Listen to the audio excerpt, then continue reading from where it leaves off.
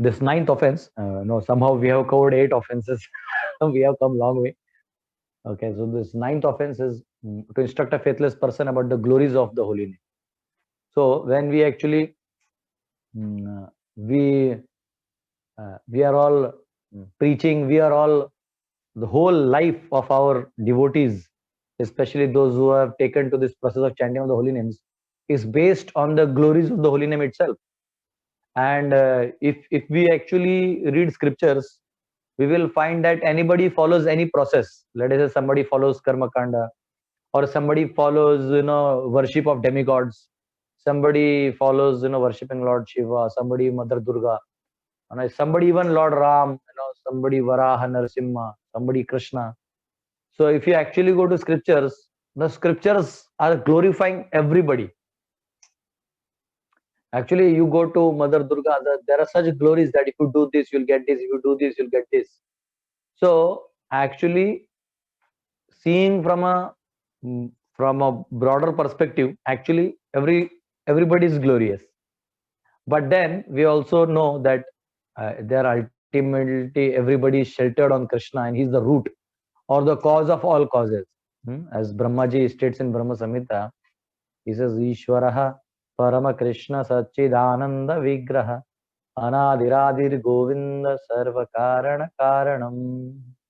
He says that the cause of all causes, Sarva Karana Karanam, that Lord is the actual cause of all causes. And so that is very clear in regards to Krishna. So naturally, we as devotees are very much sheltered on the glories of the holy name, and we have so much faith that there are so many procedures in Vedic rituals to be followed. Like we saw just now, even to do Shaligram Puja, there are so many procedures, so many mantras, and then there is offense. Just to avoid any offenses, there are mantras. So it is a very strict procedure. In chanting of holy names, it is just a simple procedure, but a very diligent procedure. Is that you just have to make sure you are chanting the holy names, and you are hearing them. So this holy name appears to be very simple, and it is very simple. There is no complication, no place, no location, nothing required.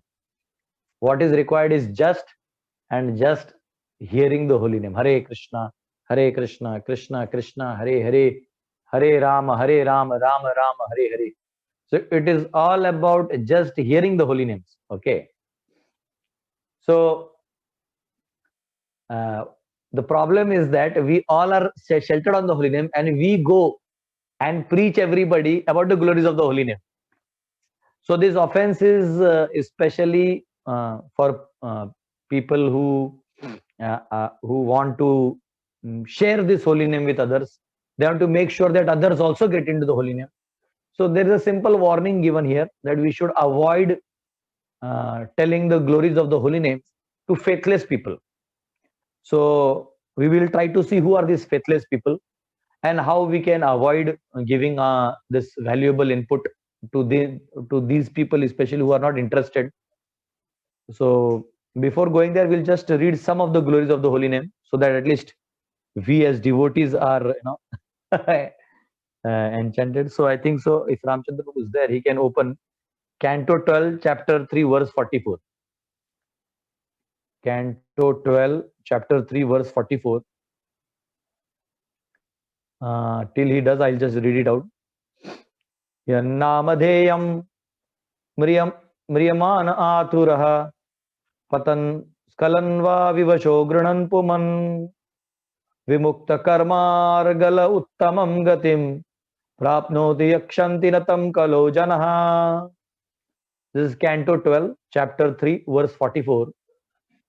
It states, even if a dying, distressed, collapsing, or faltering person somehow helplessly calls out the holy name of Krishna, then he gets delivered from the bondages of karma and achieves the supreme destination.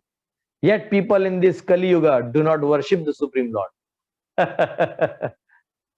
Such a nice, glorious thing is that it is saying, even if dying, if a person is dying, let us say due to certain accident or he's got something, some disease, and now he is not able to, let us say, rectify, and he knows he's going to die.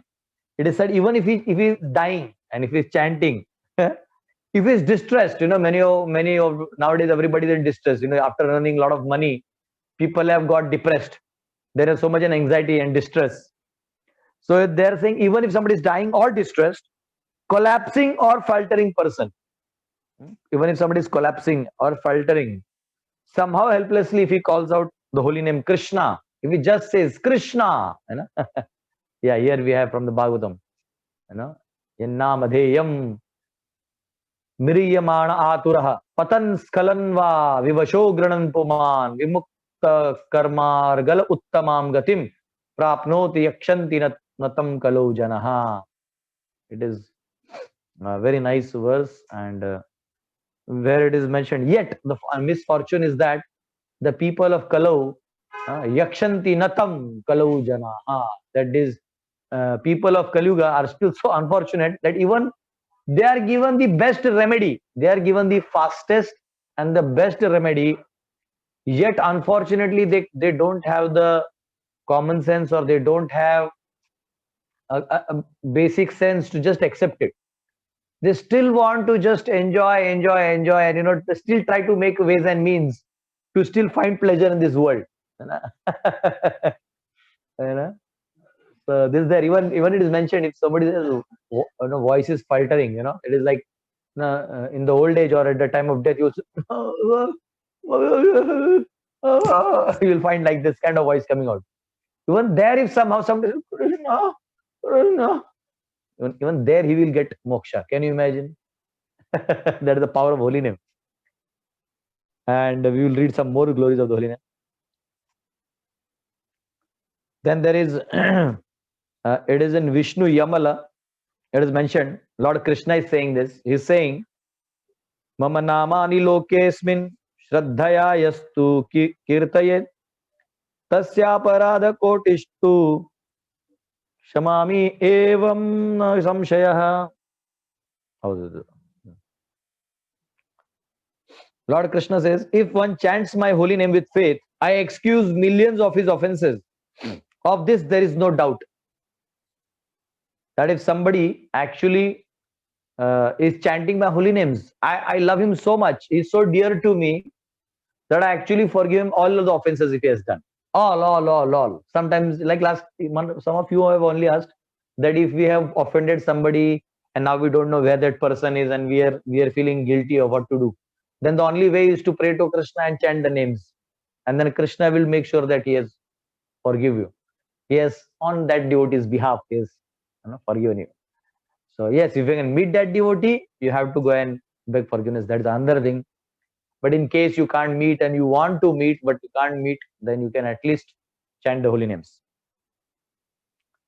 So this is one of the things. And then there is one of the glories in Canto 8, chapter 23, verse 16. Canto 8, chapter 23, verse 16.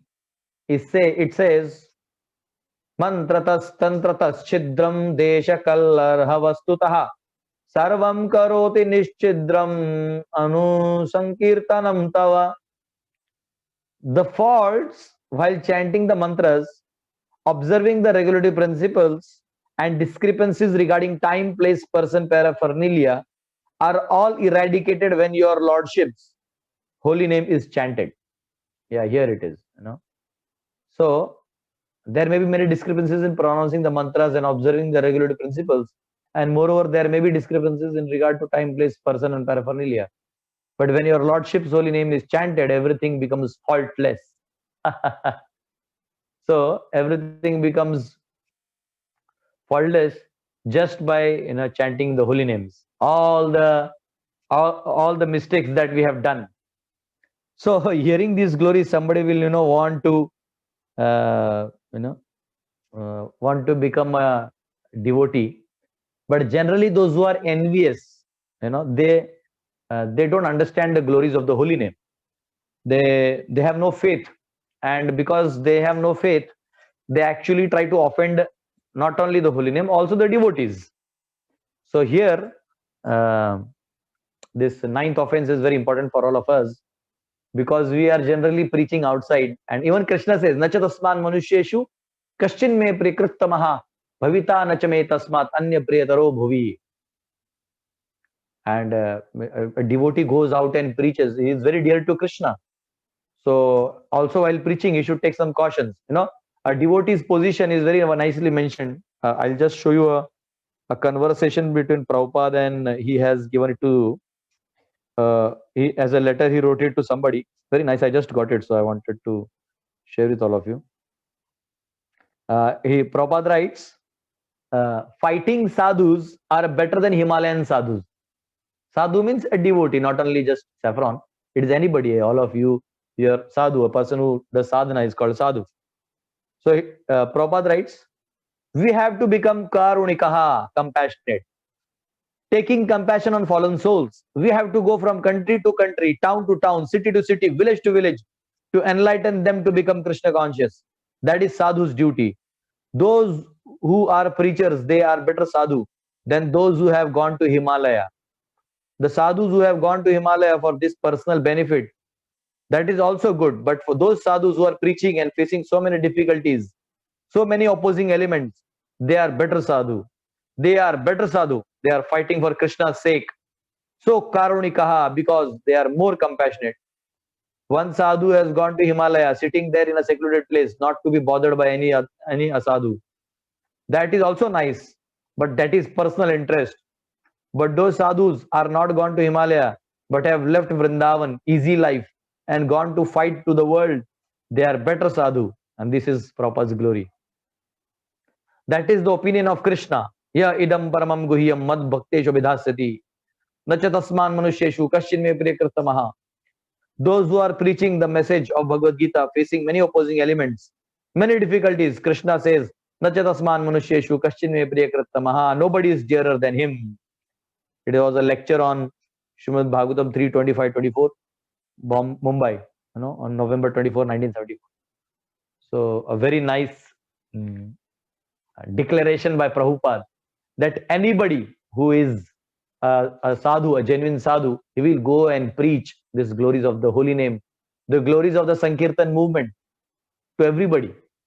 And because the minds are so absorbed with worldly illusions, so many games to watch, so many video games to play, so many, nowadays you can just get a girlfriend by left swipe and right swipe. I don't know, those are new tools. You can entertain yourself as you want. There are no rules. There are 100 rules for economical establishment, but there are no rules for spiritual development. So being ruleless, we are just like lost in a different world, and even we don't know what to do. Bhagavatam says, Manorathe nasate dhavato bahi. That we are just seated in the chariot of mind and going here and there, and even we don't know where we are going. We don't know where the civilization is going. It is just stuck somewhere. So we as devotees go and preach, we try to explain them. And many a times we encounter people who don't accept, even forget about Krishna on the holy name. They don't even accept that we are souls. I have seen one question, a dialogue of Prabhupada. He says, he discusses with some scientist, okay? A scientist is there, and he is discussing with the scientist. And this scientist is saying that Prabhupada, that actually he is doing all blah, blah, blah, some bigger things. Prabhupada says, that's okay. First, you should know we are not this body, we are spirit soul. So this scientist saying, no, that's okay. Prabhupada said, no, that's not okay. First, you accept that you are not this body, you are spirit soul. And then Prabhupada starts giving example that, just like there is car and there is driver, there is soul and there is body. And Prabhupada is giving all these examples. And then that devotee is saying, yeah, that's okay. No, that's not okay. You still understand that we are not this body, we are spirit soul. I counted that thing. It went more than 25 times that Prabhupada is saying this. Again and again to that. At the end, the scientist is saying, yes, I accept that we are not these bodies. And we are spirit soul. Prabhupada saying, so the nature of spirit soul is to actually chant the holy names of God and get connected to God. So if you see carefully, Prabhupada did not directly talk of chanting the holy names to that scientist because he has that bent of mind. So Prabhupada knew this art of presenting the holy name. So we should also, when we talk to people, we should not immediately jump on the holy name because it may appear very cheap. People may think, okay, it's holy name. Means I can eat. Oh, you have mentioned that all the sins are eradicated. So what I'll do is I'll have all these non-veg items in my hand and yeah, I'll also chant the holy name. So what's the problem? So he may take cheaply. So just to avoid any cheap transaction, we should do one thing. What we should do is we should make sure that we explain the philosophy also. We explain them what is sin, what is not sin, what is right, what is wrong. Give a logical presentation also. And then place the holy name above the logic. Otherwise, sometimes what we as devotees or neophyte devotees, we don't know philosophy. We don't have logics to explain. Then what we do? We go and say, forget everything, just chant Hare Krishna. This will all work. And the person there, he already has very less faith. He will take your holy name and give his own commentaries all over the world. I still remember once Gaurang Prabhu, all of you may be knowing Gaurang Prabhu from Chopati. I attended his class and he was giving this example that how he made one of his friends a drunkard, a devotee. Okay, there was one drunkard friend of his and Bhakti Rasamrita Maharaj was going to give class. So they got this drunkard guy also, come. They told him that, your drinking will not help. This nectar of the holy name is very intoxicating. This fellow thought that really this holy name is going to give me some, nasha. So he came there. And when he came there, he heard the class. After he heard the class, he took the mala. They gave this mala, no? You chant this mala. Okay. He put the mala and went to the hostel, and even Gaurangpur narrates, and he started drinking in one hand bottle and one hand mala. And he was saying, everybody, just by chanting the holy names, all your sins will be eradicated. So then, instead of preaching, there was more anti-preaching, they started, all of you know this in India, there was this movie by Devanand, they used to sing, no? Dam maro dam, mit jaye gam, bolo subha sham, Hare Krishna, Hare Ram. So anyways, so they try to portray as if those who are chanting are, drug addicts or, something like that. So we should know that when we give the holy names to people, we should base it on a logic, base it on a platform where they understand we are not these bodies, we are soul, and the holy name is for getting the soul connected to the Supreme Lord, not for the mind, not even for the body. Generally, we even tell people that if you chant, you will get peace of mind. Actually, the ultimate peace of mind is in shelter of Krishna. But these outsiders, they have an idea. Peace of mind means without any God and all, my own peace, selfish peace. How can one be peaceful selfishly? The fact that we are selfish, that itself shows you cannot be peaceful. You will be in a lot of trouble. So, it is not about being selfish and being peaceful at the same time. So, yeah, we have this Radhakund Darshana. Ramchandra Prabhu, why don't you place it so people can see? Yeah, Radhakund Darshan. We all quickly we can take darshan. Radhakund, Shamkund. Jatin Prabhu is there. He's there in Radhakund. Radhakund ki jai, Shamkund ki jai, Govardhan ki jai. Yeah. This is Shamkund. Wow. Shamkund ki jai.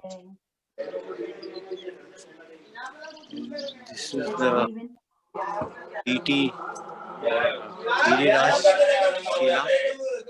Live darshan devotees.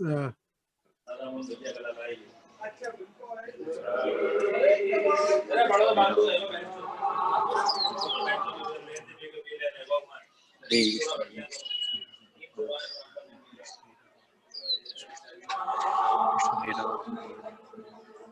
if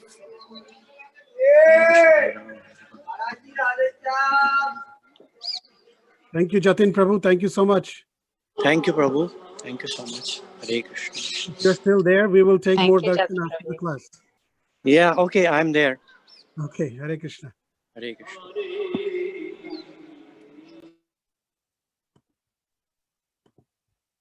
Hare Krishna. So, just scrolling, I was seeing it is very, what do you say, enlightening or ecstatic to be near Radha Kund at this time, especially in Kartik. Very fortunate soul, you know. So, He's staying there for a month. okay, he is going to do 192 rounds or what? Yes, he's from Mumbai, but he's staying there for Kartik. Acha. Good, good. So it is said in and all the holy places, Mathura is the most purifying or the best of the abodes, and Mathura it is Govardhan, and in Govardhan it is Radha Kund, which is the topmost of all the places, you know, very dear to Krishna and Radharani. So yes, I when I was there in Vrindavan 2013, I still remember 1 year.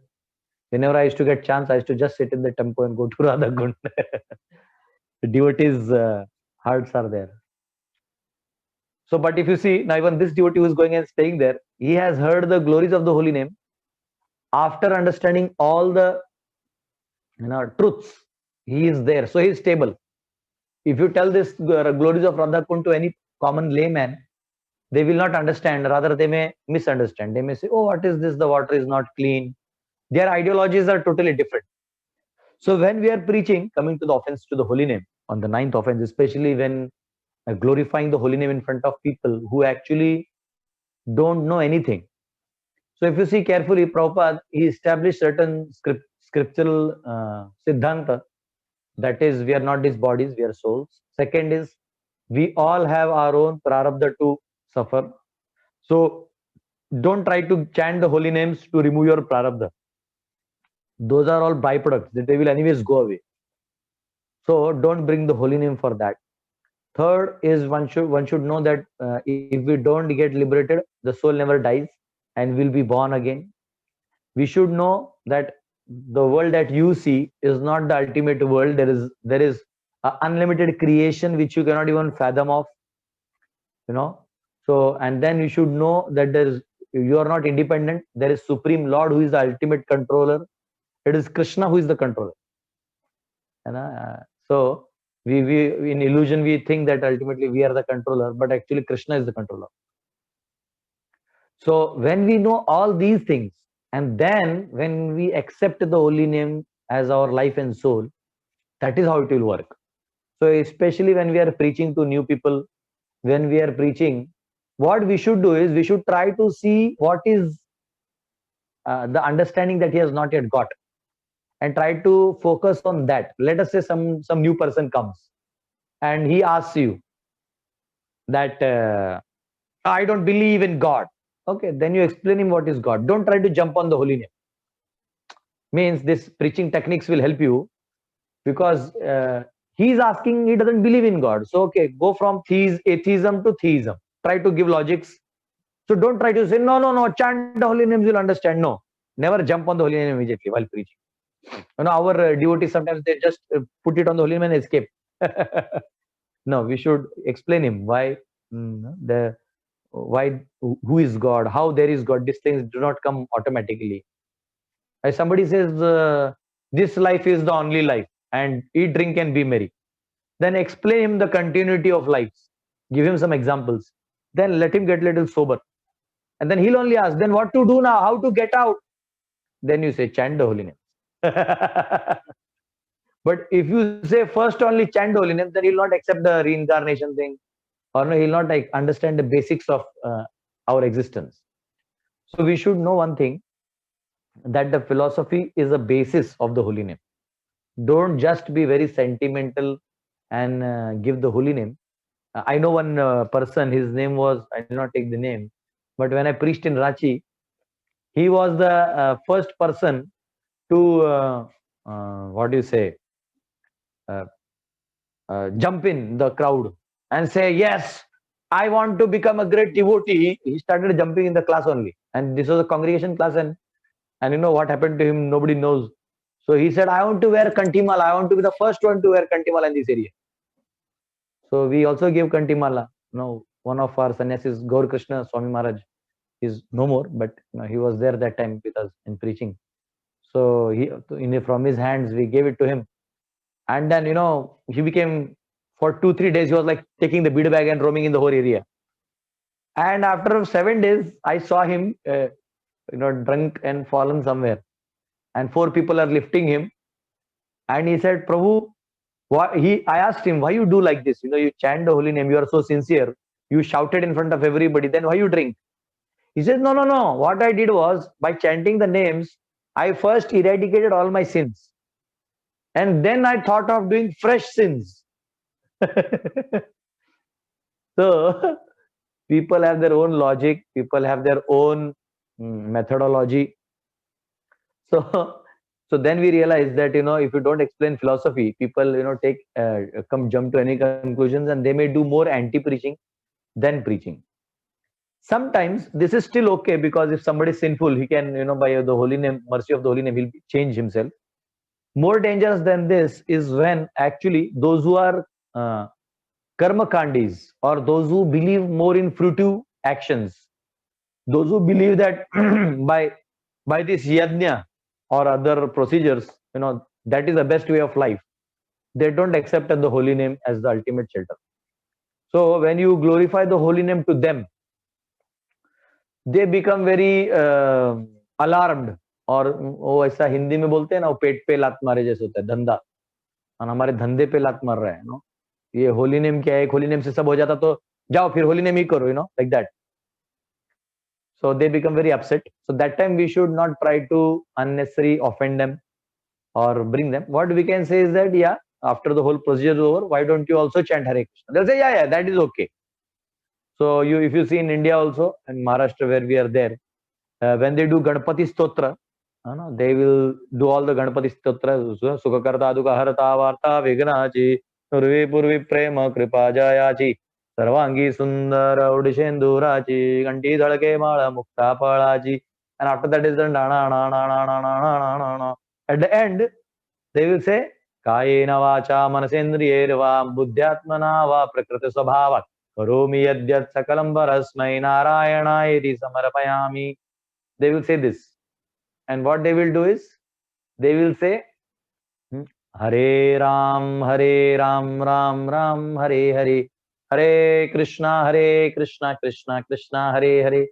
So what they do is, the acharyas, our acharyas, what they are so smart, what they did is, they introduced the Vasudev feature or the Krishna conscious feature even in those sections at the end. Because we should not demolish it, because they are Vedic scriptures. The Vedas are designed in a way that even those who are karma kandis, those who are, those who want fruitive reactions, so there are procedures for them also. So, but the holy name is there. Even if those who are worshippers of Lord Shiva, they eat bhang. And I don't know whether you know this. I don't know what they call in English to bhang. If you have this bhang, the leaf of bhang, you smash it. And if you eat it with some sweet item, you're like, And then you can they do Shivji's bhakti by eating bhang. So what our acharyas have done is, even in that they have introduced the, how to worship Vishnu, even in that. So that they remember that Shivji and Vishnu are not disconnected, they are connected. So sometimes we may be preaching, but we don't have to always give the holy name directly. It may take time, but then give it at the right moment. I remember one devotee in Ranchi itself. He was, we call it a ganja gang. Ganja gang means they used to have all this ganja and all, and they used to roam on bikes and try to trouble people around. So once they messed up with me and I had to punch someone, one of them. So what happened was their leader was, the leader who saw that I also have this avatar. So he became very friendly to me. He asked me that you are a sadhu, then how you get this energy? I said it is from the Mahamantra. And then he started chanting the Mahamantra. And now he's a full-time devotee with us in the ashram. Okay. So sometimes we should know when to inject the medicine rightly. We should give the Mahamantra at the exact moment when they require. Otherwise, you can also give it. It's not that you should not preach Mahamantra or something. But we should not overly glorify the holy name. Not overly glorify it. The actual glory is only so great. We should not tell all those things to them, because then what happens is they take it very cheaply. I am in Sanskrit they say ati parichayat avagya. When you give something very special to somebody who doesn't qualify to have it, serious about it, then he may try to bring it down to a level, and it is not good. So when we preach, we should make sure that we give this holy name at the right, like injection is given by the doctor or a perfect medicine. So the doctor does not give you all the prescription. He will call you the next day. He will say after 3 days, when this thing goes over, you come, I'll give you another medicine. So he does not give you the same immediately. So same way as a preacher, this 9th offense is very, very much pertaining to preachers, because they may make mistakes, especially. They may make mistakes of giving the holy name. Sometimes you see, you give it to your relatives, and what they do, they start teasing you. They start saying, you are not doing this work, no? Now do Hare Krishna, Hare Ram. Oh, Hare Krishna, Hare Ram people, what they'll do is they'll just tease you. You don't do anything, they'll tease you as Hare Krishna, Hare Ram. So sometimes, giving them the holy name, it is best to set an ideal example in front of them. And when they ask, oh, how you get your strength? Then you say that I chant these holy names, So this is one of the ways of doing individual preaching and trying to avoid this offense. And we chant on the streets. So you may say, Prabhu, we are giving the holy name on the streets to anybody. You may say, Prabhu, why are you saying like this? Because Mahaprabhu came to give it to everybody. Yes, we should do the Harinam Sankirtan on a regular basis, because that is meant for all the conditioned jivas. And then Sankirtan is Samyak Rupena Kirtan. And that time they hear the holy name. That time you are not defeating their ideology from a philosophical point of view. So they are still okay. Like, for example, when we say holy name is the highest, then they will come for debate. But when you sing the holy name on the streets, they don't know whether it is highest or not highest. They are just attracted to your chanting. I know my friends, one of my friends was Muslim, he used to work with me. So he called me, he was in a mall, when I was doing job long back. And our devotees had done some Harinam in the area where he was standing in the mall. He called me, he said, hey, how are you? I said, I'm fine. He says, your people are dancing in the mall. I'm so happy. I'm happy to see them. He says, you liked it. He says, I'm also dancing with them. So now if I tell him that, no, the holy name is greater than Allah or like this, then there will be a debate. And he may rather become offensive. But when you give Sankirtan, it is so attractive that there is no need of debate. It is just about that, you present the holy name and let people accept it. And actually the effect of the holy name is when you pray for the person whom you are chanting for. Like when you go out on the streets and you chant out of compassion, that is what we read now also, Karunika. When you chant out of compassion, people are like, it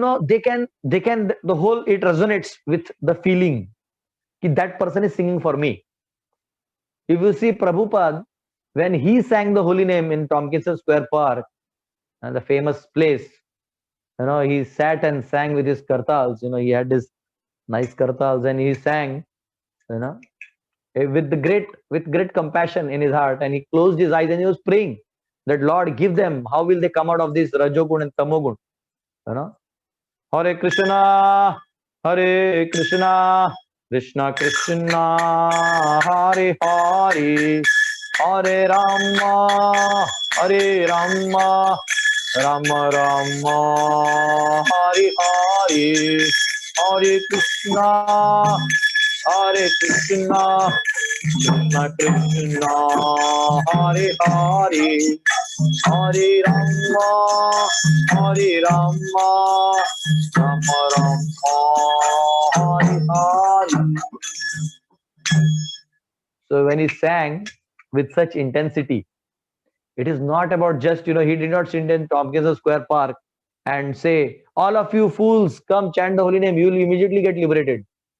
If he says like this, they will not understand. They will not understand what do you mean by liberated? What do you mean by there will be no next life? What do you mean by that you will be doomed of all your material desires? They are living for material desires.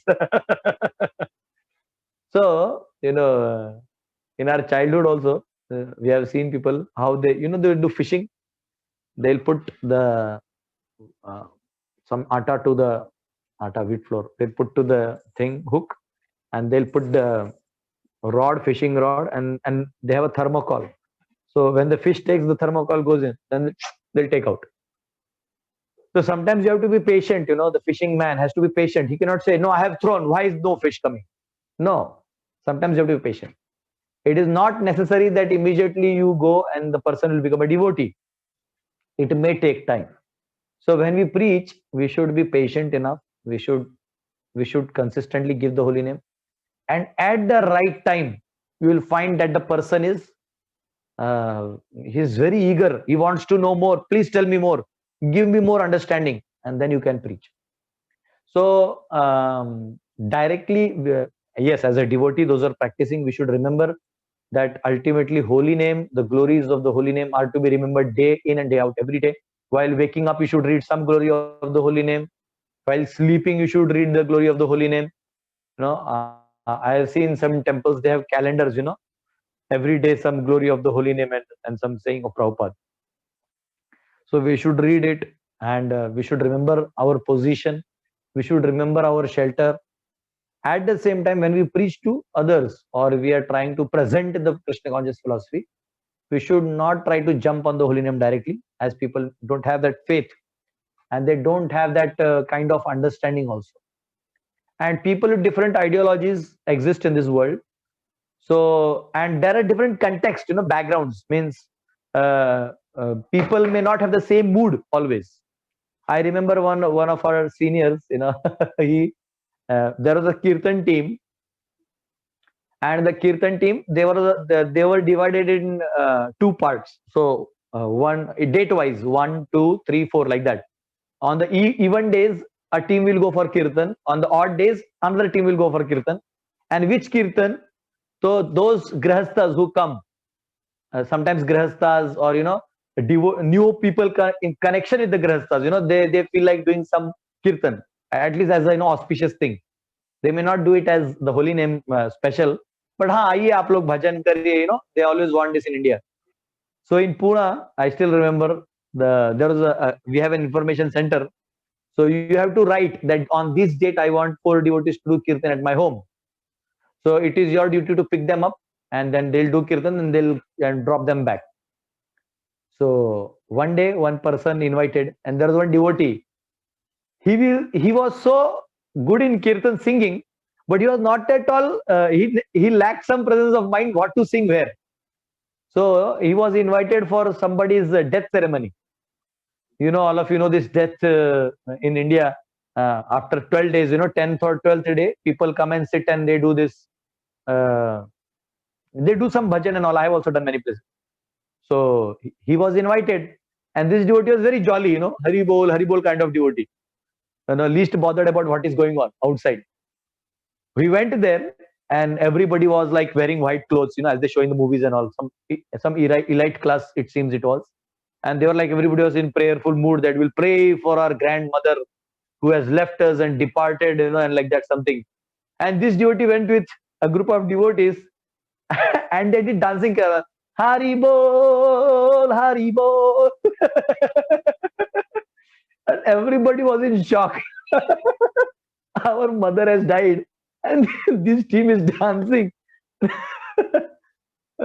So next time the president called him, somebody complained that Prabhuji, it seems he doesn't know.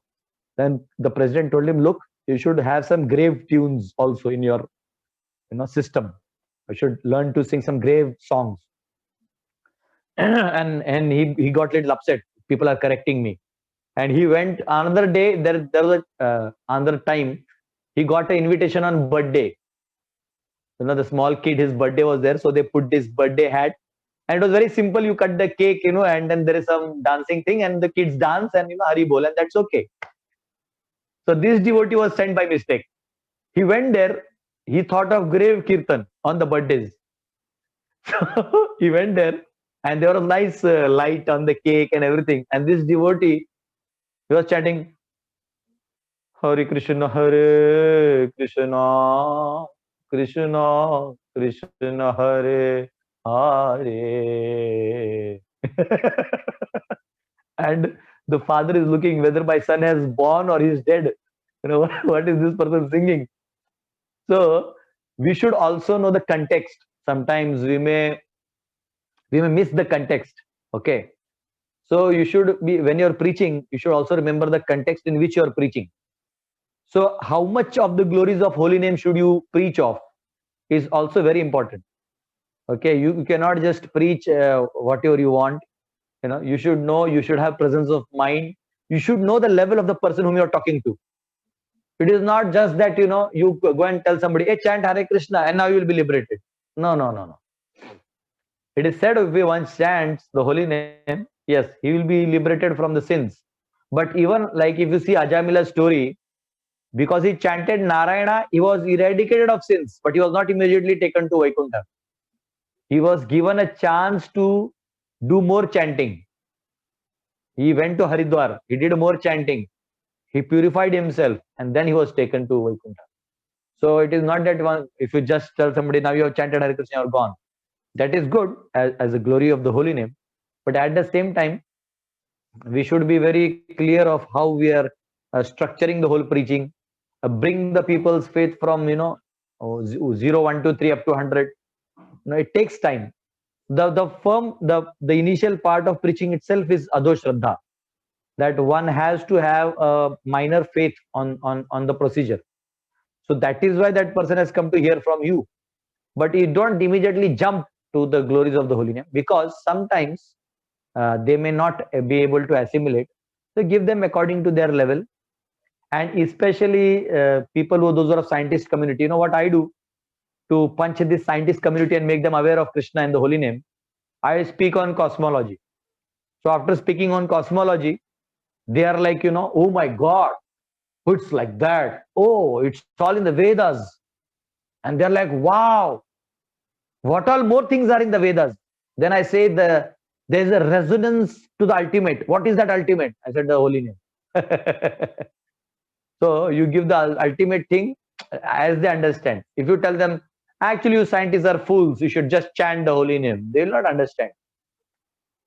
If you tell some businessman that the holy name is everything, you will be doomed of all your money by chanting the holy name. He will not never come to you. We should tell him, oh, you are a businessman. So then Prabhupada used to say, so you are a thief. He says, no, Prabhupada, I give donation to temple. Oh, then you are a lesser thief. So, but then you should chant the holy name. I once gave a program in Rotary Club in India. There are Rotary Club. So there are 2,000 industrialists, they are sitting. And by logic, I proved that you all are thieves. And then they agreed, yes, we all are thieves. So then I told them, now that you all are thieves, you have to change yourself. And you have to give some part to the Lord. And then I made them meditate for 15 minutes. Then I made them chant for 15 minutes, closing their eyes. So what happens is, we should know when to give the holy name. Holy name is like, like we shoot a bullet. You must have seen the snipers. It is not that just you have a sniper, you shoot it. No. You have to make sure you are on the target and you are fixed on the target. And then you shoot. But, so same way, when you preach somebody, when you talk to people, those who are faithless, don't immediately give the holy name. Try to brainwash them. The kachra that they have, the dust that they have in their minds, the misconceptions that they have, first remove them. Once they are removed, then place the holy name, it will work. But if you place the holy name directly, they may take it cheaply and then it may not work, and they may not only offend the holy name, they may offend the devotees, they may offend the great souls like Prabhupada and others, and they may not forget about achieving highest destination. They may do great damage, you know. So we should be a bit cautious, and especially preaching people, new people, especially on the glories of the holy name. So this is there. And yes, any questions you have? Because Hare Krishna. Hare Krishna. Thank you, Prabhuji. So again, once again, another wonderful class with wonderful examples. Anybody has any questions? This topic is of the 10 offenses. This one always comes up, that if you're not supposed to preach or talk about the glories of the holy names to somebody who's faithless, then how do we, because our preaching is to the faithless. But you clearly explained what that means. So anybody else? Anybody has any question? Feel free to ask.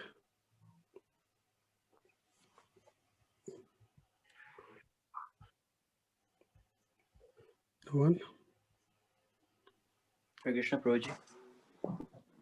Yes, Mother. Yes, Hare Krishna. Hare Krishna. So, Prabhuji, wonderful class. Thank you very much. So, I had a question, Prabhuji. How we see in Prabhupada's purpose, Prabhupada says that by doing other yoga process, one can control their senses, or they can, come to a certain level of spirituality. But then at the same time, in Kali Yuga, Bhakti Yoga is the best process to develop prema, to control senses, or like even for karma kanda type on the side, it's good. So like, how do we tell people that Bhakti Yoga is the best process, and that by doing other yogic process you can get to a certain limit, but it's not necessarily the best thing?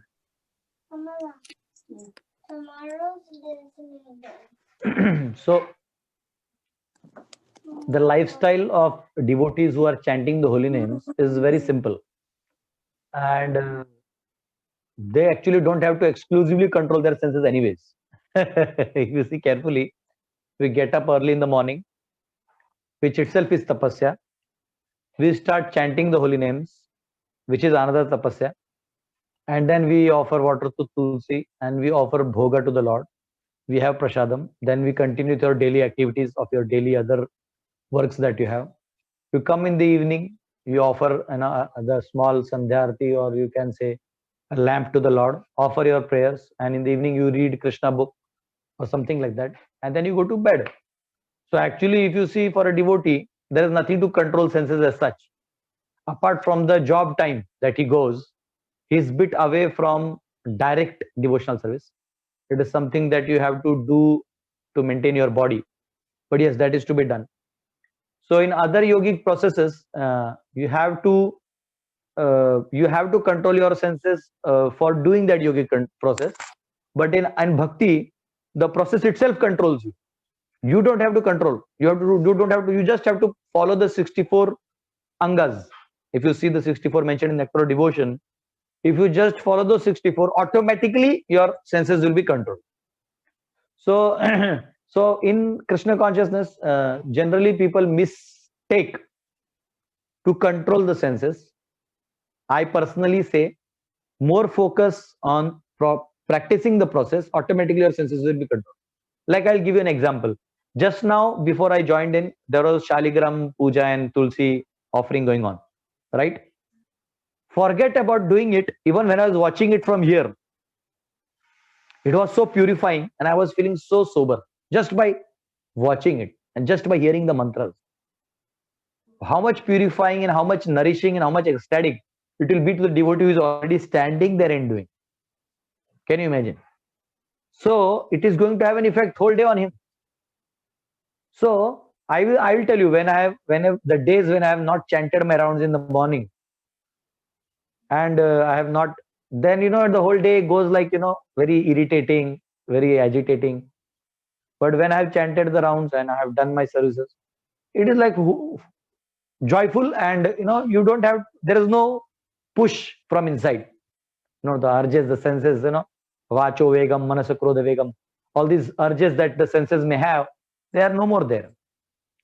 So the best is to follow the process. Our process is not at all to control externally. Our process itself is a spiritual process.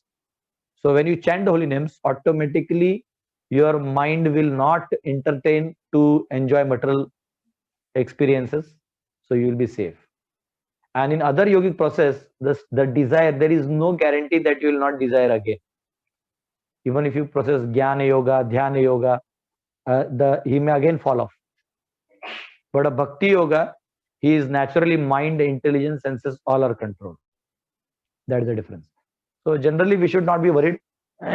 Krishna says, I think in Bhagavad also it is mentioned, this verse where it says, I think so, that it is mentioned in Gita also 1.28 purport, the verse from Bhagavatam. It says that those who worship Krishna, they already attain all the good qualities like demigods. And those who do not have those, do not worship, even if they have all the good qualities, they are of no use. So Prabhupada gives an example. Those are like 0, 0, 0, 0, 0, 0. You are good in oratorship, 1, 0. You are good in drawing, 1, 0. You are good in dealing with people, 1, 0. No use. But if you have Krishna, then it is valuable. Then it is like 1 before all. So all the good qualities will manifest in you the moment you become Krishna's devotee. So this is the best process, rather than other processes where you try to become good. Okay, like that. Alex. You rightly mentioned, Prabhuji, that in the morning when we finish our rounds, you just feel like your day is complete. You feel a satisfaction that, I've done my most important thing. And in our morning japa calls, we have had more and more devotees join, especially in this month of Karthik. So we still have another 15 days or so left. And I encourage devotees to join between 6 and 8 a.m. on the same Zoom call every day. And even if you're chanting by yourself, but just seeing that there are so many devotees on the call, it just encourages others also to join in a group session. So, Swati Mataji has a question. To unmute yourself now. Yes, Prabhuji, thank you so much. Hare Krishna, Prabhuji. So, Prabhuji, if someone does not believe in Vedas or scriptures, how do you preach to them? Someone does not believe in Vedas or scriptures, how we preach. Just a minute. Because basically they So, say, they are not ready to accept because they say, oh, we don't believe in this. You will encounter more. You are engineer, na? You are also engineer? I am not able to see. So, yeah. So, one of the challenges No, Prabhuji, is I'm that actually an accountant. I'm an accountant. Okay. Yes. So you are a tally. Yes. Tally Mata. Mataji is also Okay. from Maharashtra. Oh, Maharashtra. Kutun Yes, Maharashtra na? Mumbai, Prabhuji. Mumbai, Jai Maharashtra. So, actually, see, you have to, this is a preaching strategy. Sometimes I'll put my lecture on YouTube for it. There are different ideologies, okay? So, you have to check what this guy's ideology is. Don't tell yours. Just throw something. When he attacks or he disagrees, there are certain things that he disagrees to. Then, don't talk of the holy name. Just counter question him, trying to put him in thought process of his own logic.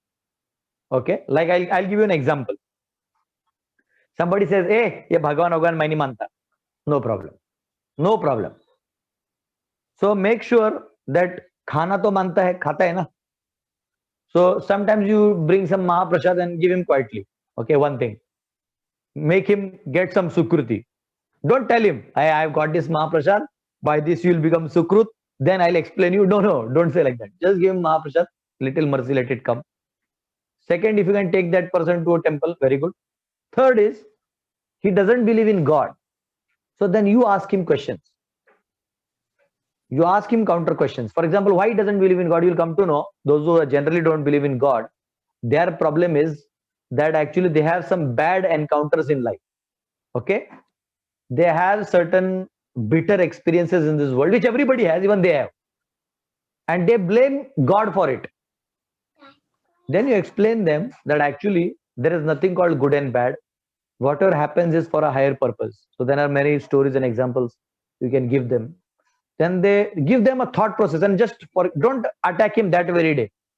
Just give him little thought process. Then he will think. वो आएगा आपके पास, वो वापिस आएगा ही आएगा. And the next day you get him again little. Third day, धीरे धीरे one day he'll say that's okay, but I don't believe in karma. He's very smart. And then you make him believe in karma. Gradually one day, just somehow or the other, you make sure he chants one round. And you tell him, yeah, for your studies, this one round is very nice. Somehow you introduce it. And when he gets habituated to chanting, he will go far ahead than what we think of. So, or if somebody doesn't believe in, let us say, reincarnation, somebody doesn't believe in demigods, then you have to make sure कि वो क्या है जो नहीं समझ रहा है, and try to explain him. And even if he does not believe in Vedas, there is logic. That is called datum line of debate. Logic is the ultimate datum line. Let us say we generally, when there is interfaith dialogue, and we have dialogues with some Muslims, and they say we don't believe in Vedas, then I say I also don't believe in Quran. Now let's talk. The truths of life. So then they become very.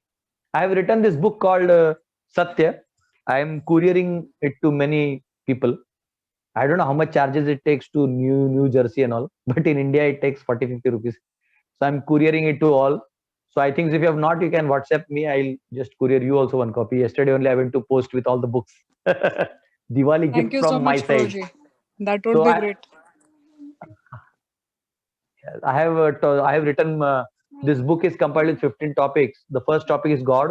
Second is Vedas. Third is soul, reincarnation, karma, universe, time, demigods, Krishna, caste system, doubts, peace, religions, monarchy, and glorious land of India. Like that, 15 chapters I have written, and very nicely precise explanations and logics and stories and everything, calculations. I have given all the proofs. If you just read this book and punch it on somebody, at the end he is going to accept the holy. So, Jai. or sometimes even if somebody is not very logical, you can take him to kirtan in the temples. You can find, especially in Mumbai, we have Juhu, you have Mira Road, you have Chowpatty, you have Kharghar, very nice kirtan always goes on in temple. You can, even if that person sits for 5 minutes in the kirtan, he'll feel so much distressed, wo jo stress hai wo hat jayega pura. The stress goes away. So he likes, I know my friend, one of my friends is a doctor, he was my classmate. So he said, why you are so happy? He asked me. Actually, I went with my pain. I said, "Arey, yahan dard kar raha hai." He gave me some medicine. He said, forget all those pain, but you are still so happy. You don't even look like a patient. And then he said, what do you do? I said, I gifted him a Bhagavatam. Because the doctor, he has a habit to read a lot. So I gifted him this Bhagavatam. And he said, where do you get all these sources, all this energy from? I said, temple. So I took him, and luckily, very nice devotee was singing Shayan Arti in the temple. And this devotee friend of mine, he started crying. He says, my life is waste here. You are so happy, and although I have money, I have everything, I'm still not happy. So one thing you should remember, in the crux, nobody is happy. Whether one has any logic of life, but one is not happy. So somehow if you can introduce the higher taste by prasadam, by kirtan, by your philosophy, gradually it will end, and he will ultimately get in the glories of the holy. So immediately explaining him the glories of holy name may not be feasible, but giving him something that he requires. They call it NICE in MBA, need, interest, concern. So if you follow that policy, probably that will help. Like that. Thank you so much, Prabhuji. Thank you. Hare Krishna. Hare Hare Krishna.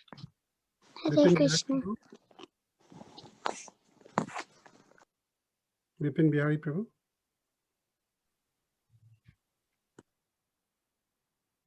Hare Krishna Prabhuji, this is Ambika Devidasi. Thank you very much for the wonderful class. Hare. So my question is like two-part question. So there are especially people coming from the India, the Hindu background. They worship Krishna, and they also worship demigods. Ganesha, Shiva, Hanuman. They worship everybody. So and they all think that this is all equal, especially when you're trying to preach to your family members, because this is what we also used to do. But now, after coming to Krishna consciousness, we know who is Krishna. He's the ultimate supreme personality of Godhead. So I mean, how do you explain them that they should try to slowly give up what they are doing and just chant Krishna's holy name? It's very difficult because they are so habitual. So that's what they just do. And especially, they are far land, they are in India. So, we don't interact with them that often. They don't see what we are doing. So they just continue with what they have done for their whole life. So how do you explain them that they should, focus more on Krishna? One good thing is that last time you were sitting this side, now you are sitting this side. So just a simple understanding that we have. There are 2-3 things that I see. One, you have a wrong notion of something, and second, in some practices they have that they need to change. That's it. One thing is that when we, especially Hare Krishna devotees, we see any traditional Hindu family or anything, we generally think they're all demigod worshippers. No, they know Krishna is the supreme. Okay. It is just that they don't have a technical analysis as we fortunately have because of Prabhupada. Because Prabhupada gave Bhagavad Gita and we know as it is, what is this, what is that. For them, it is they know that Rama or Krishna is supreme. Okay. And they exactly don't know what are other people doing, like Mother Kali, Mother Durga, Lakshmi, then Ganesh, and they don't know. So it becomes a hodgepodge. So whatever idol deities they get, they worship. So they are not wrong from a innocence point of view, from a knowledge point of view. They are not wrong because they didn't get that fortune. It is our duty now to give it to them. But second thing is, in that practice, sometimes they think all are one. That is again wrong. Okay. So, so what we do generally, what I do, I never go and poke my nose in these issues. I just, whenever I meet them, I talk about Krishna. And if there is Ganesh festival, I help them doing little kirtan for Ganesh. And then they only ask me, what is, their kids will ask, who is great, and then you speak it. And when they know it, like today I gave you darshan of Jagannath ji here. This family belongs to Koli family. Koli means the fisherman family. And he's a very dedicated devotee now. He chants his rounds early morning. He has such nice Jagannath GTs here. And today we have Pushpa Abhishek in the evening on my Facebook live. Because on this day he installed the deities. So, he every year he does some festival. So now I asked him how you became devotee. He said, no, I just like to go to temple. And gradually I realized that Krishna is supreme. So especially we, something wrong from your side will be to immediately tell them that this is it. That is what our devotees do wrong. They immediately think they are the great authority directly sent upon Krishna. The Almighty Krishna has sent upon Mataji to declare a war against all the demigod worshippers. No. This is a Western style. Okay. Indian style is different. If you preach in Indian style, it will work. How you should preach is, you should just go and say, अच्छा ऐसा करो, आप गोपाल जी को ऊपर रख दो, गोपाल जी को नीचे मत रखिए, गोपाल जी को ऊपर रखिए क्योंकि सबसे बड़े हैं. हाँ, they will not ask you anything. They know that you are a devotee, so they will follow you. So use your strengths rather than, arguing or, trying to put them down or saying you are a fool. You don't understand. Krishna will be so offended. Okay, Krishna doesn't get offended. These demigods, they know where to, even if they're kept together, they'll keep quiet. They know that our boss is here, you know. Indra has got nice lessons already. And in the Indra Leela, he has got nice lessons. All the demigods know, no panga with Krishna. But from our point of view, we should know whom to place where. So what we can do is, instead of punching directly, you can just see the softest corner. You know, there will be somebody who is very emotional and spiritual. You can talk to that person. कि आप ऐसा कर सकते हैं. I know many of my relatives, they worship Kali. I don't tell anything. Then they only ask me, what do you say? I said, no, you can have special for Kali. But you should always remember that Kali always worships Krishna. So why don't you place Krishna? So she's happy, Krishna is happy, you are happy, and I am happy. They say, this is a very good idea. But if you say, no, then it becomes difficult. And generally in India, a lot of people worship Kula Devata without fail. And you have to worship actually, because you are born, till you are born, like, you know, you have Aadhaar card, you have your name, you have, you know, green, what is H1B and all these visas and all. You need stamping, right? So same way, you are a person, you have a Kula Devata, so you worship your Kula Devata, there is no problem. But we somehow we should give that knowledge that we are not, all are not one. So somehow we should preach this, our generation and next generation will have to preach more strongly. And then this will gradually get established.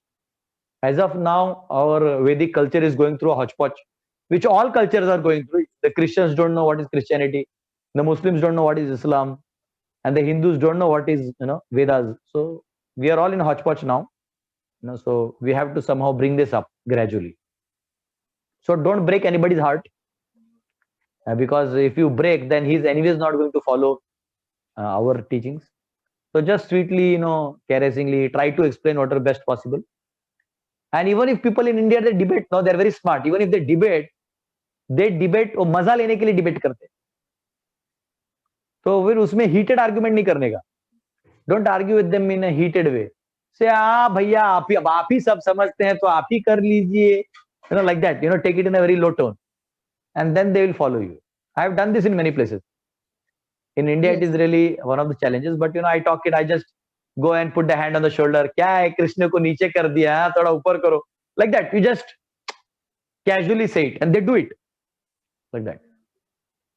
Yes, Prabhuji. Thank you. And so kind of related, maybe, you know, I think this is what probably you might have answered it, but so sometimes, you know, I have seen that people who are in Krishna consciousness, you know, who have been attending the program for quite some time, and, you know, they obviously in the past, and they are still continuing to follow, you know, Lord Shiva or Ganesha. And, you know, they get into argument that, you know, why you Hare Krishna, why do you say that, you know, Krishna is the supreme personality of Godhead? You know, Shiva is also a god. Who said that, you know, Krishna is the supreme personality of Godhead? So, I mean, you try to explain them, but if still they don't understand, now, if you try to go back and forth and tell them, is that something like, you know, it's like faithless? Maybe that person is not a faithless person, but is that something that is like, you know, you are making an offense, like, you know, by trying to explain that Krishna is the supreme personality of Godhead and you should give up your thoughts? No. We should not. When somebody is very, he thinks that you all are all Krishna mad people, you know. Unnecessarily you are promoting only Krishna. Why are you not promoting? So actually, we should not first of all do any heated argument, because that can break their faith. But you can explain them. You can get them down, explain them. See, these are the verses in Gita which explains. Even when you say no, even I didn't know. Even I was like you. When you say this, they become happy. You are like us only. Okay. And then you say, I was like you, and I got these things to understand. When I understood these things, then I realized that, you know, we should know that Krishna is the Supreme Lord. Then they say, Acha. Let them get a doubt. And then they try to actually follow you. Don't attack them. Tell them, go into their shoes and say, I was like you. I was like exactly like you. And it is not wrong. Actually, we were one of them. We also had that ideology. We also had this ideology that Krishna is God and Shiva is God, and then Sai Baba is God, and then tomorrow Sadhguru is alive now. When he dies, he'll also become God. You know, in India, people can make anybody God, and tomorrow Baba Ramdev will become God, and then we'll have Mother Teresa as God. Already Mahatma Gandhi has become God. So they think everybody is God. Yeah. So we have to explain them nicely that look, it is not that everybody is God. It is like this. They are demigods, they are superior to us, but then like this. So give a loving explanation, they will understand. Don't force them. Forcing is like ego hurt. So Right. don't force them. Out of love, try to. But Prabhu, still, if they don't understand, then I think at that point, let's say if they don't understand it, if they don't accept, at that point, is that like now we should stop and let's not even try to make that point to them? I guess just give up, right? Yes, yes. Don't try to force them, because forcing is like making more poisonous. So then you say, okay, it's okay. There is no problem. You can also offer a flower to Ganesh. What is the problem? Yeah, I generally, even in Maharashtra, there is Ganesh Utsav. Many times devotees invite us for kirtan. Those people, they have big pandals and all. We do kirtan, nice kirtan. Sometimes even glorify Ganeshji for his devotional service. And we explain them how you can worship Ganeshji in a very nice way. Don't put these movie songs, put these Vedic mantras. So we give them a nice version. They become very happy. It is not that always Hare Krishnas have to be, on the top. When it is Ganesh season, give him some time, no? Even in Kashi there are two Kashis. One is Vishnu Kashi, one is Shiv Kashi. So actually earlier it was all Vishnu's Kashi. So then Lord Shiva, he demanded some place. So Vishnu gave Kashi to him. Half he gave him, half he kept. So even till today, Assi Ghat to Manikarnika is Shiv Kashi, and Manikarnika to Panchaganga Ghat is actually Vishnu Kashi. So there is division. They have also divided lands and areas and dates and times and tithis. Why you want to go and interfere everywhere? Why you Hare Krishnas have to be top everywhere? Let the world sometime go the way it is. Don't worry. Okay, Prabhuji, thank you. Thank you very much for a good explanation. Next time you'll have to get third seat. Sure, Prabhuji. Thank you. You have a very sharp memory, Prabhuji. Graphical. You just mentioned our Sunday class topic. Acha. That was mentioned. Krishna se panga mat lo. This is our topic for His Grace Mahatma Prabhu, Prabhupada decided, because it's Govardhan Puja. Okay. So do not take panga. Shraddha Mataji. Hare Krishna Prabhu. Thank you for a very enlightening class. Prabhu, I know you mentioned that you've already discussed those points in your book, but till we get to the book, I have come across a lot of people who say that I don't believe in life after death concept. And even if something exists like that, I don't remember anything from my past. So for me, this life is what I have. I do good things, I get happiness. I do bad things, I feel bad about it. But it's happening to everybody. So why you are cutting yourself off from all the enjoyments per se? Because in any case, even if you take birth next time, you yourself are not going to remember that you did all of this. So how to tell them about this whole cycle as to how to, how it goes?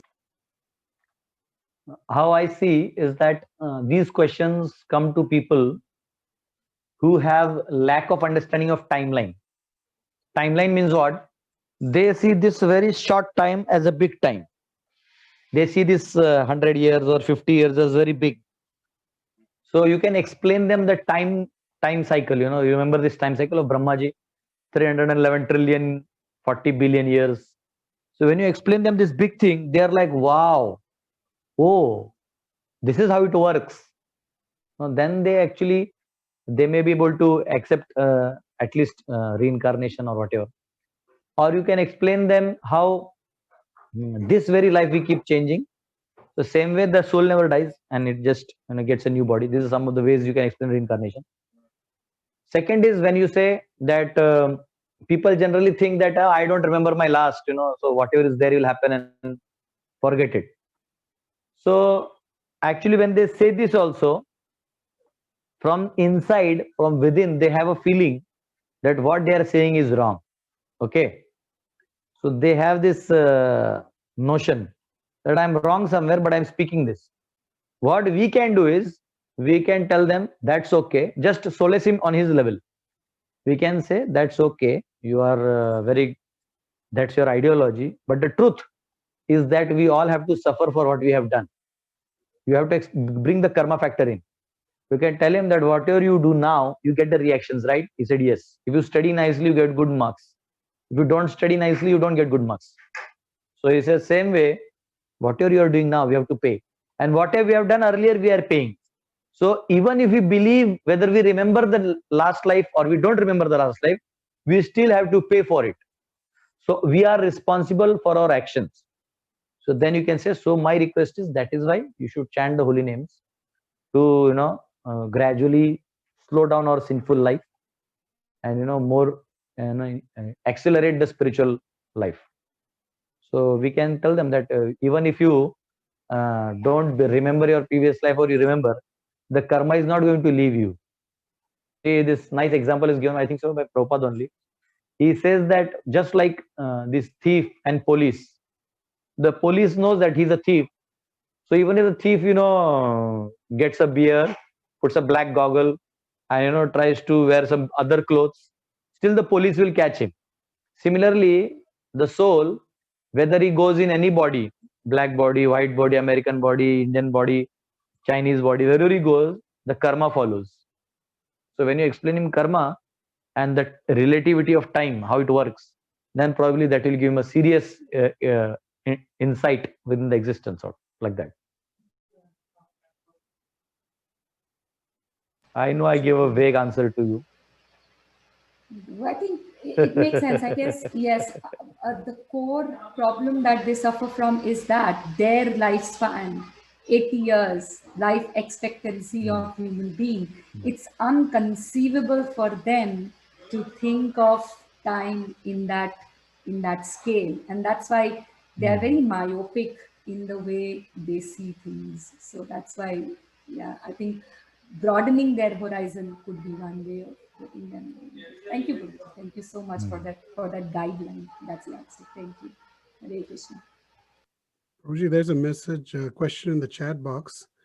When a new devotee approaches the holy name or starts chanting, and while chanting realizes that we commit offenses while chanting also, and then gets scared, like, and I don't want to commit offenses, so I better now don't chant. Then what should be the motivation to still continue chanting? How do we motivate them to take up chanting, although they are committing offenses? What happened was it got stuck up. Can you please repeat? Yeah. So a new person starts chanting and realizes that there's also offenses connected with the chanting. And not to avoid offenses, the person stops chanting. So how do we encourage them to restart chanting? What should be the motivation? See, we should understand one thing, that any action you do in this world, whether you study, whether you're doing job, whether you want to, whatever you do, like you go and play cricket, international cricket, you should always remember the bowler there can put a yorker, he can put a bouncer on your face. There is damage, So there is always a precautionary thing. There is a hand pad and there is thigh pad, They're all there to protect you. So any action you do, you have to protect yourself. Same way, it is not that you just keep chanting. You have to be cautious that you are not doing it the wrong way. You have to know the risk. So this is a risk analysis of these actions.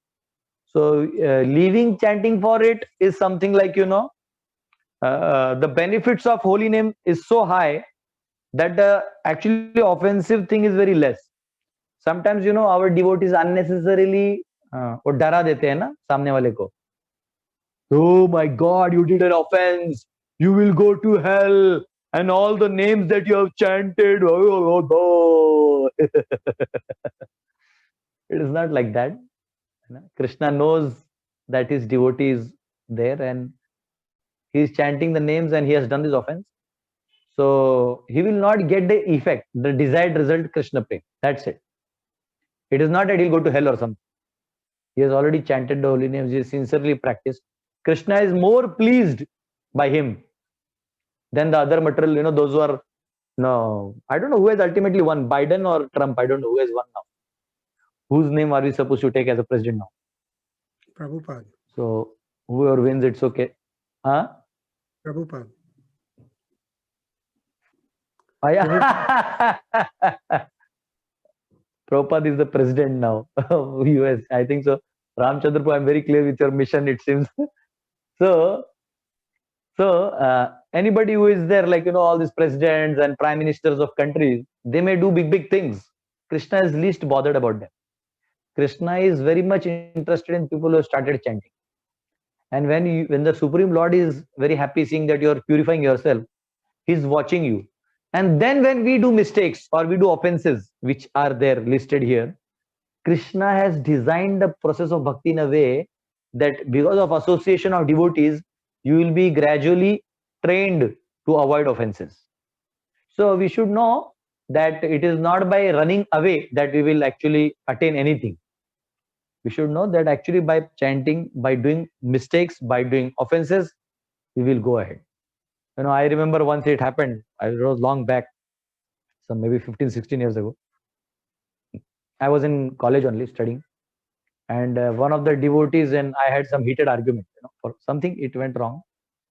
And I was like very furious, and he was also very furious. And then at the end of the day, we both became very sober. And we thought, why to offend? So we both thought, we both will leave the Krishna consciousness, ask forgiveness and leave the Krishna consciousness.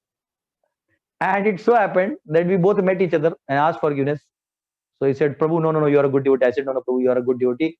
I did this mistake. And he said, no, Prabhu, I did this mistake. And we both hugged each other and then said, Prabhuji, I have decided to leave. He said, yeah, I also decided to leave. He says, then what is the use? I have asked forgiveness so that you stay. I says, no, I am asking forgiveness so that you stay. She says, no, we both will stay, And now he's a very good devotee practicing there. He stays in Hyderabad. I am here. But then this is how it works. We should not run away. Running away is absconding is a very easy way to face the challenges, to actually wait and see more deeper. You have to wait. You have to be patient. You cannot run away. Running away is not a solution. So naturally, when somebody says this, you should just request him that when you have already reached till here, why you want to go back? Just take one step little more and do as much as you can. That's it. So I sometimes devotees are out as a preaching style. We should not bombard the negative things more. I would rather say, just like it is an offense to glorify the holy name in front of faithless person, it is also an offense to unko darana, in the name of offense, is also an offense. So darna mana hai or darana mana hai. These two things we should not do. Thank you, Prabhu. Also reminds me of the story of the gopis when Krishna had a headache and they wanted the dust, right? Offense, but okay, that's what Krishna wants. So similarly, if the acharyas tell us chant and leave the rest up to them. Yeah. Anand Krishna Prabhu, you have a question?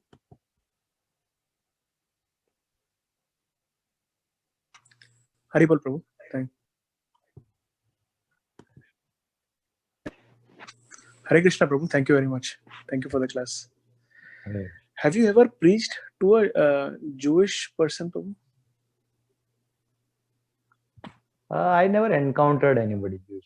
Never encountered anything. Okay. But I know their history. I have encountered Moses. I know the story of entire Jewish culture. I know the whole philosophy and everything. But I never read the Torah, encountered right? anybody. Torah. Yeah, Torah, the Old Torah. Testament. Yes. Ah. Okay, so you haven't. If you want, you can get me on debate.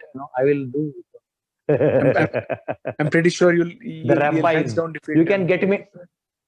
I'm pretty sure you'll hands down defeat. the rabbis, should get them. I'll make all the rabbis Hare Krishna. It's an open challenge. Because In Deuteronomy 18:18, the Old Testament Deuteronomy 18:18, it is from 18:14 to 21, like that. These verses in Deuteronomy, it is mentioned that when Moses gave these commandments to people, okay, on the Mount of Sinai, I think so, he gave these commandments. So they asked him, okay, when you leave, when you go away, who will be there to guide us later?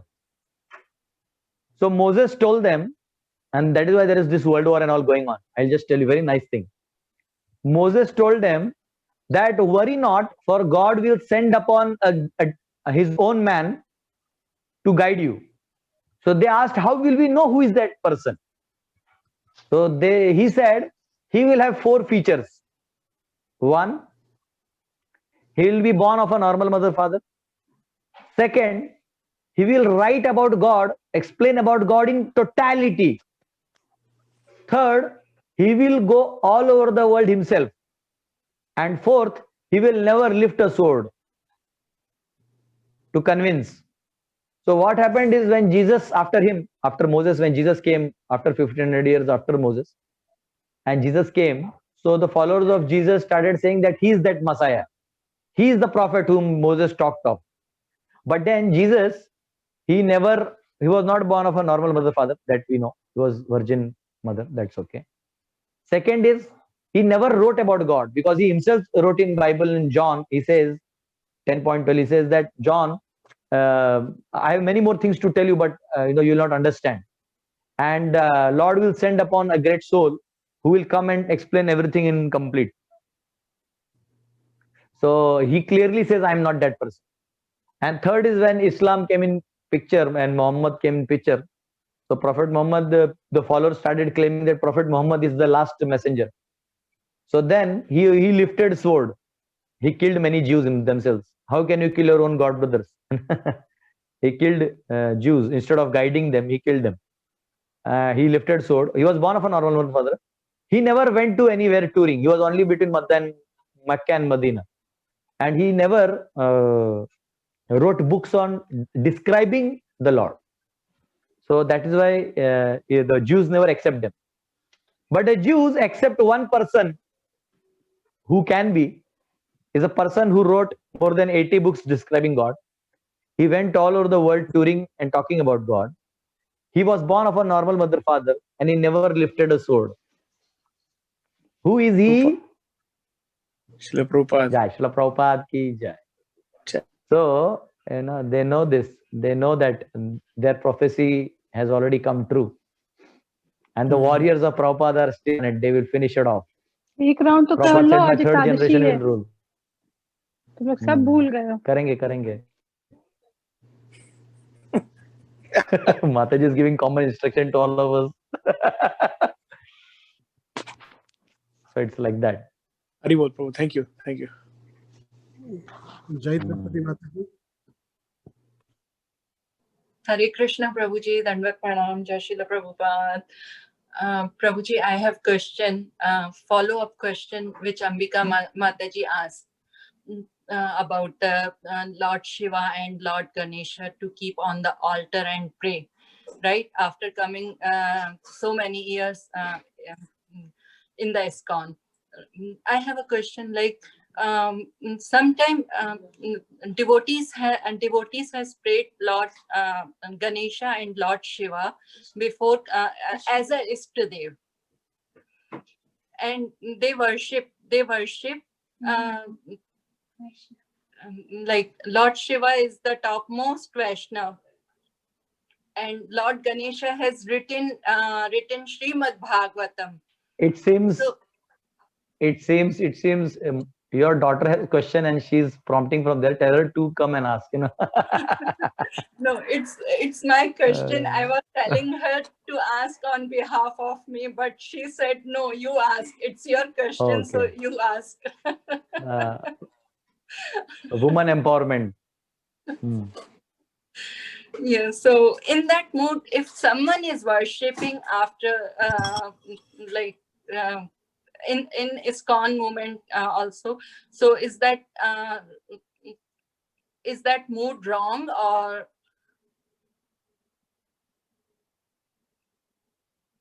See, it is not that ISKCON is some. We should not make our ISKCON movement something like Vatican or Mecca. No, Vedic culture is very colorful. Okay, it is the glory is the inner consciousness. I may have 100 photos. Let us say I may have. Sometimes there is a big photo of all Prabhupada disciples. You have seen that many disciples together, and there is a photo. So we may have that photo at home, but we may have one spiritual master. That's okay. One of them is my spiritual master. Rest all are actually also my spiritual master. So it is in Vedic culture. It is not like only one photo. Rest all you cannot have. These all 1 and 0 ideology is a Western ideology. Vedic ideology, there is no harm at all. You should know that Krishna is supreme. Like in this very world, Lord Ganesh can come and stand here. All the devtas can come and stand here. Krishna can come and stand here. But I should know whom to deal how. When you offer and you call upon Krishna, please accept this, the Krishna will accept it. Demigods will keep quiet. Even if you have altar with demigods, let us say, and sometimes family traditions are there, you also have to maintain some family relations. And in case some family has it, there is no much die-hard rule to like give some punishment. No, it is not like that. Naturally, you'll have social pressure because all Hare Krishnas are there around you. They'll all ask you, Acha Mataji, aisa hai, haan? Oh, you worship, haan? You can. They may say like this. But then I don't see any issue if you already see, for example, now you have daughter, you have many people in your family. Just because you became Hare Krishna and they don't become Hare Krishna, do you throw them out? Let us say you become a devotee and your daughter doesn't become a devotee. Do you throw her out? No. You maintain her, right? So like that, very simple. When you become a devotee, Krishna is already in the altar. Why you have to throw demigods? They are the one who brought you till them. They are the one who saw your sincere devotion. They must have arranged some means and ways to get you in connection with devotees and Krishna. So what is the problem? They can be on the, if you already had, then they can be on the altar somewhere. You can worship them and you can offer the same respects to them. What is the problem? You can offer nice flowers as you offer it to Krishna, offer them also. I really don't see any problem. Now this may sound weird to especially those who live in West. But in India, like I give programs in many villages, sometimes not Krishna temple. It is Ganesh temple, it is Datta temple, it is sometimes Lord Shiva's temple. They allow, they say, Prabhu, please give class. I speak nice Krishna conscious katha. And they like it. Sometimes they want our temple to do some nice bhajan or something. We give them. See, this is called united, See, in West, Christian missionaries, when they started Christianity, now they have 1300 sects. And they are so anti against each other that every church thinks they are the best. They don't even meet each other. The Pentecostal doesn't go to the other one, and other one doesn't go to the third one. This is such a heartbreaking thing. This should not happen in ISKCON, that we are cut away from the society. No, we are practicing Krishna. We are different devotees. We are always remembering Krishna. Our goal is to always remember Krishna. And yes, if gradually we can try to get an altar which is especially Radha Krishna, special, that's okay. But that does not mean that we should not worship demigods or something. We can have a nice altar for them as well. What is the problem? They're demigods. We can offer some flowers to them. Pray to them that, oh, you all are great souls. You are there in the heavens. Grant me the boon to serve Krishna more and more. And in case, because you have faith, and if you, and or you can also tell the in case some relative is ready to take the whole responsibility and you are also okay with it, then you can nicely give it to some other family members who can worship them. But this ideology of like getting them off is something I personally, I know somehow I may not like this idea, but it is not that but I feel that you should not be very, that can make actually offensive, because you're directly offending demigods. Can you imagine? It is not our our level. So we should not be like that. Krishna understands that you have to keep them. You are born in this kula, so they are their kula devata. Sometimes, I've seen some people, they are very diehard worshippers of Shiva, but their kula devata is Narsingadev. So they worship Narsingadev along with Lord Shiva. So sometimes these things are there in parampara. So even Arjuna does not like that, the kula parampara, kula kshaye pranashyanti, kula dharma sanatanaha, that you cannot break the dynasty lineage. So it's okay. We are adding Krishna. We are not deleting others. Krishna consciousness movement is to add Krishna. It is not to delete anything. So try to get this in crux. Otherwise, what will happen is we'll become a fanatic movement. And you will not even know when you were declared fanatic and when actually the whole movement will unnecessarily collapse. And I preach here, I preach many people, and later they become very nice devotees. We have nice altars for them. So always remember that you don't have to be very harsh or, saying that remove everybody. No. That attitude also is not good, because while going to Golok Vrindavan, you will have to go through Swarga Loka. They will throw stones on you. They will say, hey, you, Draupadi Mataji, you threw me out of the altar. I'll show you. Even the demigods know that they don't stand anything in front of the Lord. They know it. They know he is like Surya Sama. And we are like nothing in front of him. We are like small jivas. But from our point of view, you can have due respect for them. And if you can have a nice altar dedicated for Krishna and your family, with the permission of your family and all that, it is the best. I have seen. But don't try to be take to one extreme and be fanatic as well. You should know you're a social, you're a wife of somebody, your husband may have some ishta, he may have a style of worshipping. And or sometimes the family members, they want to worship Ganeshji, and you cannot say no, I'll not have. No, you should know how to balance both.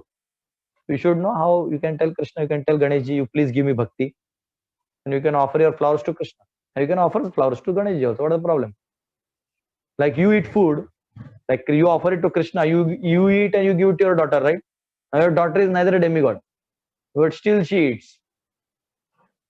So when you can give her, why can't you give to Ganeshji or all the other, maybe Kali or Durga if you have? What is the problem? She'll be more than happy. She's a Vaishnavi. Durga Mata is Vaishnavi. She'll become so happy. She'll bless your family with so much abundance. So take those abundance. If you have extra, you give me. No, I'll handle the abundance.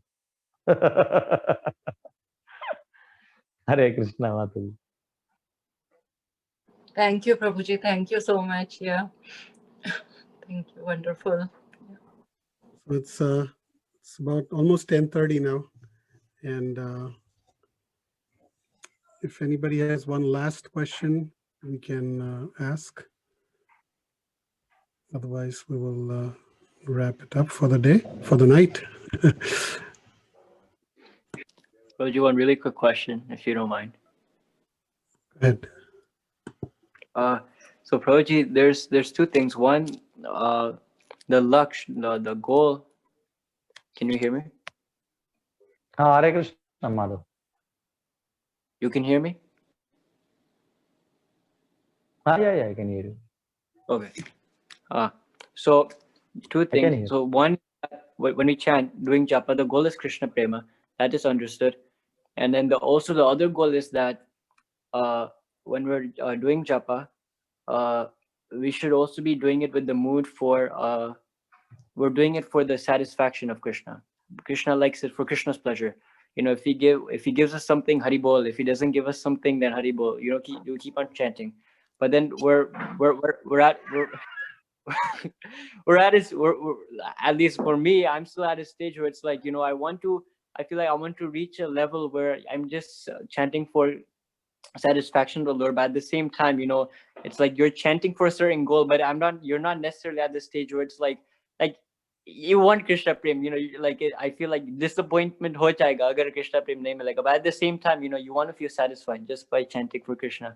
So how do we, manage that? I will tell you one nice key thing which will eradicate all your anxieties. One thing for sure you remember, anybody in this Zoom anybody in this world who is following Prabhupada's instructions sincerely to best of his capacities is going to see Krishna face to face in this very life. Okay? Mark my words. This is not my faith, this is total faith. So don't worry. Okay? Just live your life for pleasure of Krishna. That's it. Just do it. Even if you fall astray, I'm telling you again, even in between, if you fall astray, the day you remember your original situation, come back. Krishna will embrace you with the same love that he had even earlier. Krishna is not like us. He is not some businessman trying to get something out of you. He doesn't need anything from you. Your body runs because of him. Your mind is active because of him. The day he wants, he can dull and he can just finish off any of us anytime. He just wants to see that you love him, and he's done. And the fact that you love him is that you're following Prabhupada's instructions as your life and soul. Many of us, we may really not have taste for chanting, but our faith on Krishna and faith on Prabhupada is enough to take us back to Godhead. So after this very life, you will find all this Zoom audience there in Vaikuntha, in Golok Vrindavan. So don't take this anxiety that if I chant, what will happen if I don't, and don't be too technical. Have faith in Prabhupada. Just chant your rounds daily and do your services whatever best you can. Don't try to outperform and take anxiety. Don't try to compare yourself with others. If somebody can play nice mridanga and you can't play, don't compare. That's okay. You can play, you can't. Like I can give, sometimes I give nice classes, but many of my God brothers may not give. That does not mean they'll not go back to work. They may go before me. I'll be giving classes here only then. No, whatever skills we have, whatever assets we have, whatever best we can give to Krishna from our side, we should do. The rest, Krishna, the fact that you have started chanting, Krishna has already scripted your story there. You are out of karma cycle now. You are in Krishna's script now. So whatever happening with you is Krishna's script. You just be a part of it. And I guarantee you, Madhav, you will go, you will see Krishna face to face this very life. Your blessings, Prabhuji. Be sincere. That's it. Where is my hippie friend? I didn't have his darshan today. I'm here, Prabhuji. I was just listening to your wonderful lecture. I was just listening. I had no questions. You explained it so nicely. Please accept my humble obeisance. Prabhuji, I have one last question. Yes, Prabhuji. Last week you had mentioned before leaving, you'll chant one round for me.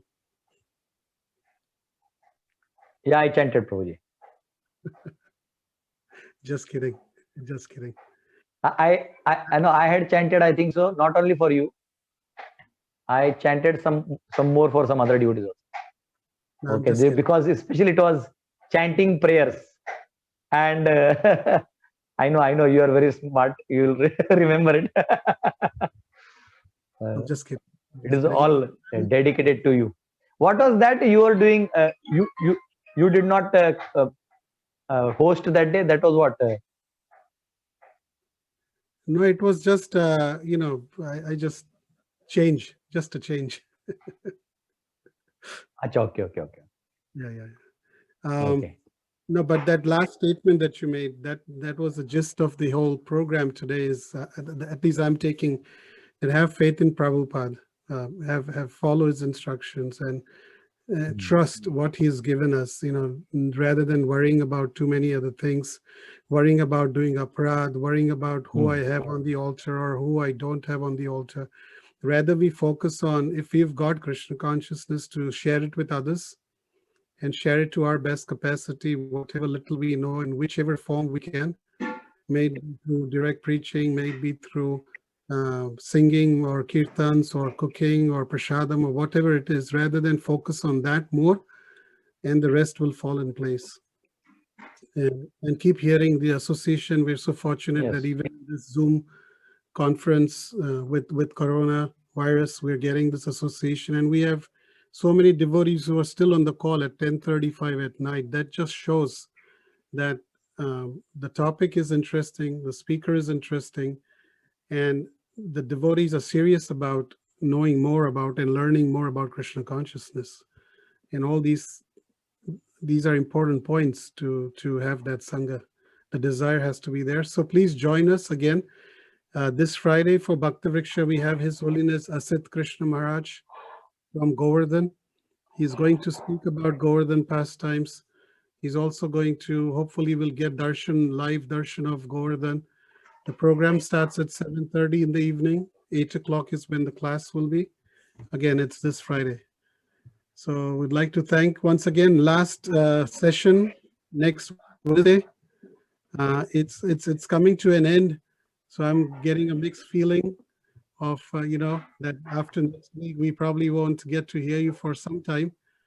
But we'll definitely, one more session. So hopefully next week we can get some tour of your